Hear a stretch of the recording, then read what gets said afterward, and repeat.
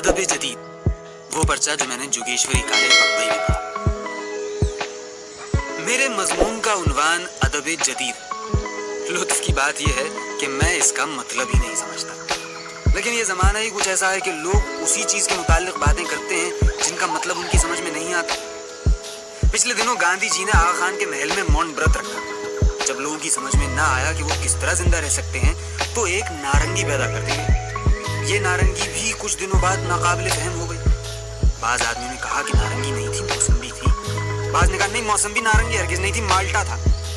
बात बढ़ती गई। चुनाचे इस फल की सारी जातें गिनवाती, नारंगी, संतरा, मौसम्बी, माल्टा, चकोतरा, स्वीट लाइम, खट्टा लीमू, मीठा लीमू वगैरह वगैरह। फिर डॉक्टरों ने इनमें से हर एक की विटामिन गिनवाई।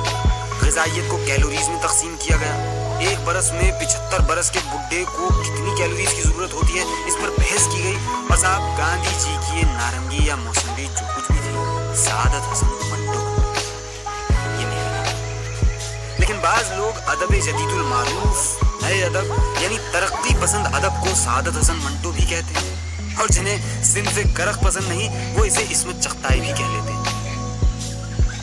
जिस तरह मैं यानी सादत हसन मंटो अपने आप को नहीं समझता, उसी तरह अदब जदीदुल मारूफ, नया अदब यानी तरक्की पसंद लिटरेचर भी मेरी फहम से बालतर है। और जैसा कि मैं अर्ज कर चुका हूँ, उन लोगों की समझ से भी ऊंचा है जो इसको समझने की कोशिश करते हैं। मिसाल के तौर पर चंद मजमूनों में इस अदब के, जिसके कई नाम हैं, और ज्यादा नाम देने के लिए फोश निगारी और मजदूर परस्ती से मंसूब किया गया है। मैं चीजों के नाम रखने को बुरा नहीं समझता। मेरा अपना नाम अगर ना होता तो वो गालियां किसे दी जाती जो अब तक मैं हजारों और लाखों की तादाद में अपने नक़ादों से वसूल कर चुका हूँ। नाम हो तो गालियां और शाबाशियां देने और लेने में बहुत सहूलत पैदा हो जाती है, लेकिन अगर एक ही चीज के बहुत से नाम हो तो उलझाव पैदा होना जरूरी है। सबसे बड़ा उलझाव इस तरक्की पसंद अदब के बारे में पैदा हुआ है, हालांकि पैदा होना नहीं चाहिए था। अदब या तो अदब है वरना अदब नहीं है। आदमी या तो आदमी है वरना आदमी नहीं है। गधा है, मकान है, मेज है या कोई और चीज है। कहा जाता है कि सादत हसन मंटो तरक्की पसंद इंसान है। क्या बेवकूफ़ी है। सादत हसन मंटो इंसान है और हर इंसान को तरक्की पसंद होना चाहिए। तरक्की पसंद कहकर लोग मेरी सिफत बयान नहीं करते, बल्कि अपनी बुराई का सबूत देते हैं, जिसका मतलब ये है कि वो खुद तरक्की पसंद नहीं, यानी वो तरक्की नहीं चाहते। मैं जिंदगी के हर शूबे में तरक्की का ख्वाहिशमंद रहा हूँ। मैं चाहता हूँ कि आप सब तरक्की करें। आज आप तालिब इल्म हैं, तरक्की करते करते आप भी अपने आइडियल तक पहुँच जाएं। हर आदमी तरक्की पसंद है। वो लोग जिन्हें तखरीबी या रुजत पसंद कहा जाता है खुद को तरक्की पसंद समझते हैं, और फिर हर जमाने में करीब करीब हर आदमी गुजरी हुई नस्ल के मुकाबले में अपने को ज्यादा ज़हीन, तब्बा और तरक्की याफ्ता इंसान ही समझता है। यही हाल अदब का है। शरर के नावल और राशिदुल खैरी के किस्से आजकल के अक्सर मुसन्निफीन को बिल्कुल बेजान मालूम होते हैं। पढ़ने वालों की भी यही कैफियत है। मार्केट में चले जाइए, आज से 10-20 बरस पहले के लिखने वालों की किताबें स्टॉलों पर बहुत कम दिखाई देती हैं।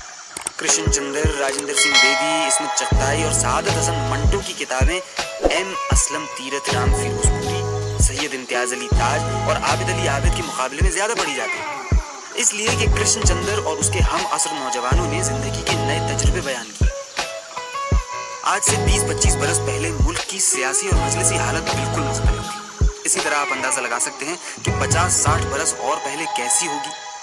अगर मुगलई हुकूमत का दौर दौरा होता तो बहुत मुमकिन है मेरे घर में एक हरम सराय होती।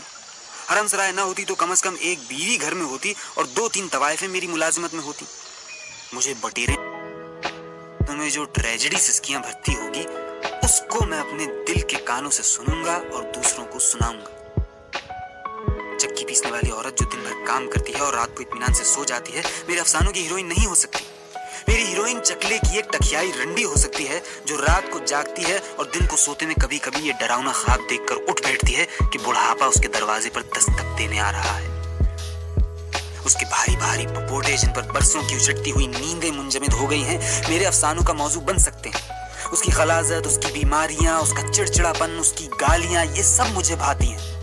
मैं इनके मुतालिक लिखता हूँ और घरेलू औरतों की शुस्ता कलामियों, उनकी सेहत और उनकी नफासत पसंदी को नजरअंदाज कर जाता हूँ। एतराज किया जाता है कि नए लिखने वालों ने औरत और मर्द के जिनसी ताल्लुकात ही को अपना मौजू बना लिया है।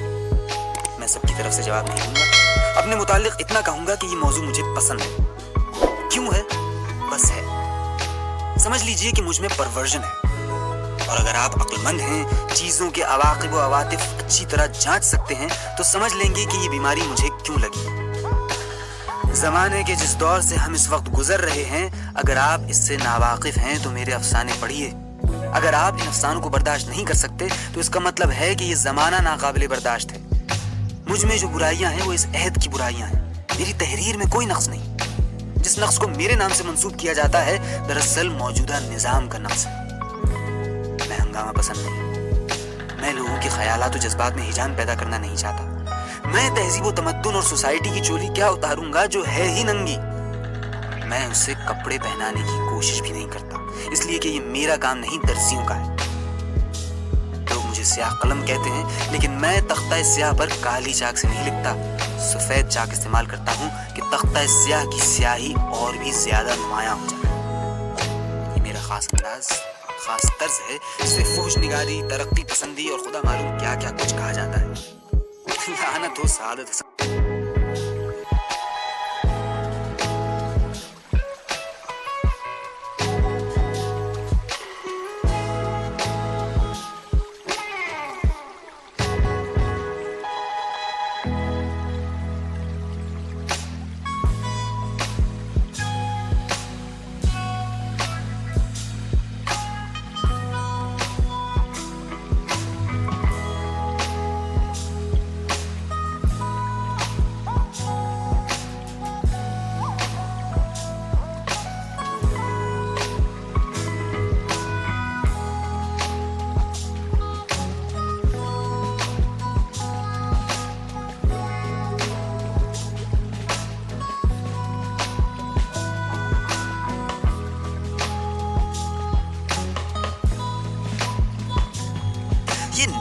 वाले क्यों खामोश हैं? क्या इनके कलम सिर्फ जिन्सियात की रोशनाई ही में डूबते हैं? दुनिया का नक्शा बदल रहा है, हर लहजा हर घड़ी एक नए तूफान का पैगाम ला रही है, मगर इनके दिलो दिमाग पर ऐसा जुनून तारी है कि दूर ही नहीं होता।